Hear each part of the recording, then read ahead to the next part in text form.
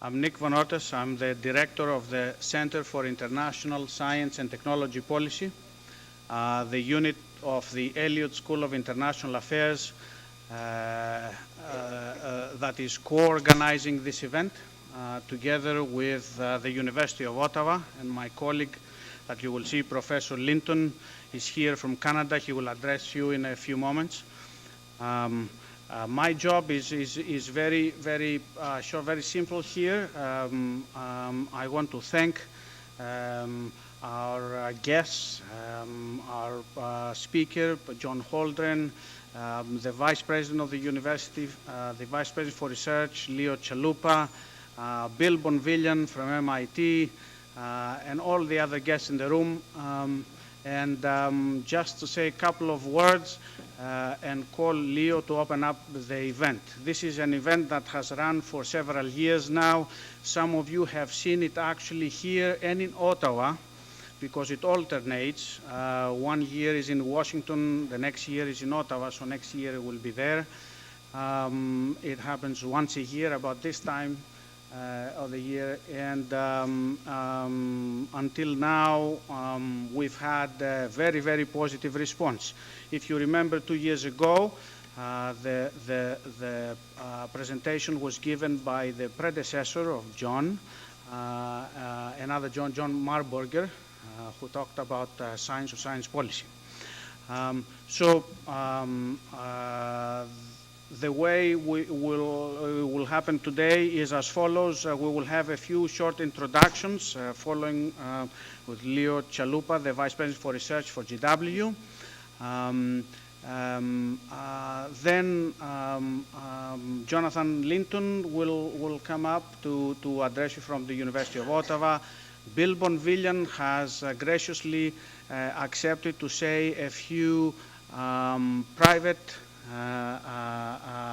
memories from Alan Bromley, and finally introduce our speaker, John Holdren.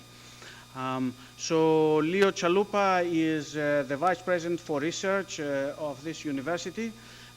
He is the first person to hold that position. It's a new position, was created 2 or 3 years ago, 2 years ago, I believe. Leo himself is a very distinguished researcher, has a long history of very productive research in the field of neurobiology. He came to us from the University of California at Davis. So please, Leo. I want to make just 2 points, really. One is that I think everybody in this room knows that the George Washington University has considerable strength in public policy. We're here in the Elliott School, in my unbiased judgment, the best public policy place in the country. And we have several institutes already on the books that are very productive. So, for example, the Center for International Science and Technology Policy, which Professor Vonortas heads. We have the Cybersecurity Policy and Research Institute, which Professor Lance Hoffman heads.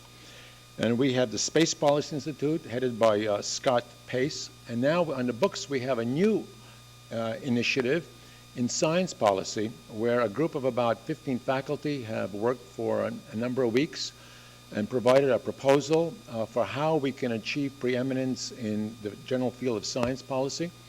And we are now, as happened with other initiatives that come from my office, have set up an external committee to come actually in June and spend 3 days reviewing the proposal.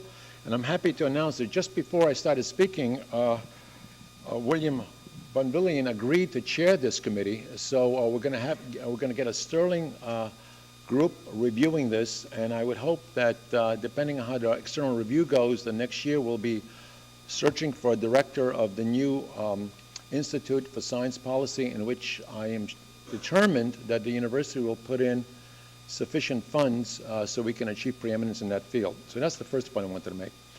The second point I wanted to make is that I want to express my thanks to our guest, John Holdren. I think everybody here is aware that President Obama's initial budget had what I think was a remarkably healthy request for an increase for the NSF, for the NIH, and for other scientific endeavors. And even with the negotiations where draconian cuts are proposed for many, many areas, the budget for science has remained relatively robust with fairly minor cuts so far, and let's hope that continues. And so it's been the work that Dr. Holdren has done in the White House that I think as a proponent for science that has maintained us in the spotlight and maintained the kind of funding that this country needs, not just to do science, but I really believe it's in the national security to maintain the scientific endeavor. So that's all I'm going to say. So welcome.